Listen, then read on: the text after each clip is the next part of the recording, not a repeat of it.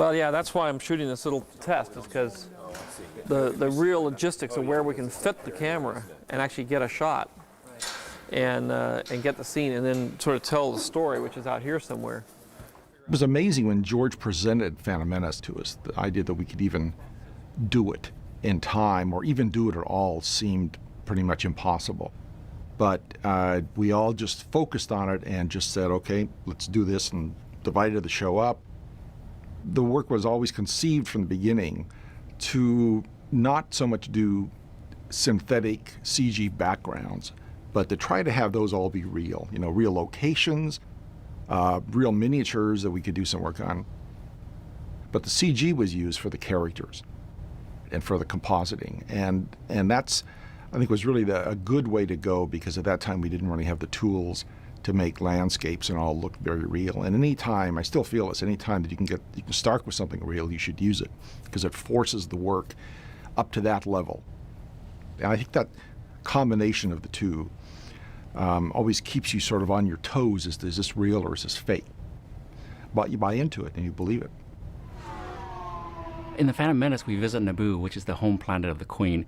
And it's a critical planet because it's kind of the center of, you know, the start of Episode 1. And for the aesthetic of it, I mean, it was really interesting because, you know, at this time, this was before the Empire, and George really wanted to create an aesthetic where it was a mix of different styles. And in some ways, it was a lot more romantic. Yeah, and even here, you could put ivy sort of growing up. It's a society that's very integrated in terms of technology with nature. And once we settled on that idea, it really grounded the look of the planet.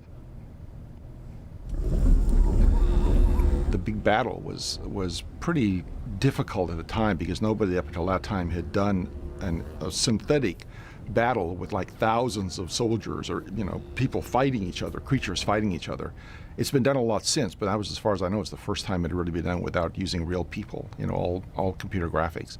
We didn't do any sort of crowd simulations or anything like that with emotions. They were all real motion capture or hand animated characters all the time that we just replicated over and over and shifted them around a little bit so that you couldn't tell one character was moving the same way as another. But then they get into a battle and we've got all the traditional sort of more Star Wars-y type explosions and stuff like that.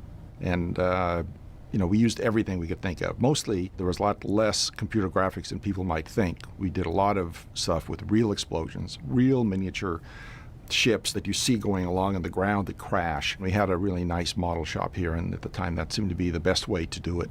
And I still think it was, because it looks pretty good.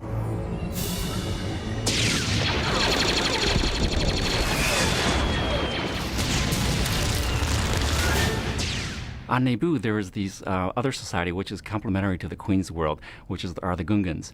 And it was really interesting because George had this brilliant idea of creating sort of this underwater society. The Gungans actually had this technology of force fields, and they can create these bubbles underneath the ocean. And that was a really fun thing to explore, because visually it's stunning, of course, because you're literally in a world of windows. One of the wonderful challenges that George kind of laid on all of us was, okay, we're going to create something visually stunning, but he also wanted to really lay down the foundation that it had to look believable. It had to have logic and in a sense that, no, this world really could exist. It really has to do with when you see the cut sequence. He's way down at the end of the tunnel. It's real tiny. Yeah. And you have to sort of say, oh, monster. Okay. The underwater sequence, I'd always wanted to do something like that, and especially wanted to do something with sort of that manta ray designed ship. George was pretty open in shot designs, and I came up with a lot of the stuff that showed the different size scales of the fish, how to, you know, with ideas about how to set the shots up so that you always thought you were seeing a bigger fish, which is sort of the punchline to the entire sequence.